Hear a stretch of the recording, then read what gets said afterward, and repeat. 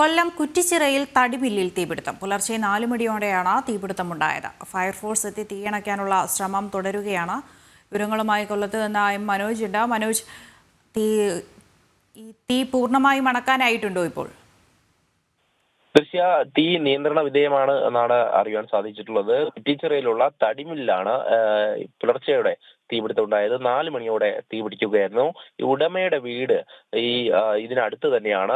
തീ പിടിച്ചതിനെ തുടർന്ന് ഉടമയെ വിവരം അറിയിക്കുകയായിരുന്നു. തുടർന്ന് ഫയർഫോഴ്സ് എത്തി. ആദ്യം ഈ സ്ഥലത്തുള്ള തന്നെ കടപ്പാക്കടയുള്ള ഫയർഫോഴ്സ് യൂണിറ്റ് എത്തിയിരുന്നു. പിന്നാലെയാണ് 5 യൂണിറ്റ് ഫയർഫോഴ്സ് സ്ഥലത്തേക്ക് എത്തിയത്.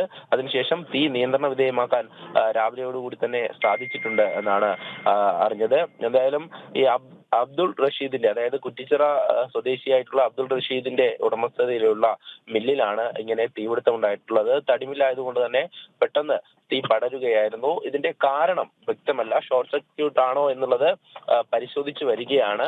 എന്തായാലും ഈ മില്ലിൽ ഉണ്ടായിരുന്ന തടിയൊക്കെയും കത്തി നശിച്ച നിലയിൽ തന്നെയാണ്. വലിയ രീതിയിലാണ് തീപിടുത്തം ഉണ്ടായിട്ടുള്ളത്. അതുകൊണ്ട് തന്നെയാണ് 5 യൂണിറ്റ് ഫയർഫോഴ്സ് ഈ സ്ഥലത്തേക്ക് എത്തിയതും.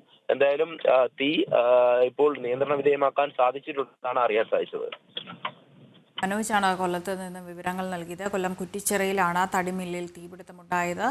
5 യൂണിറ്റ് ഫയർഫോഴ്സ് എത്തി തീ പൂർണ്ണമായും അണച്ചു എന്നാണ് മനോജ് നൽകുന്ന വിവരം.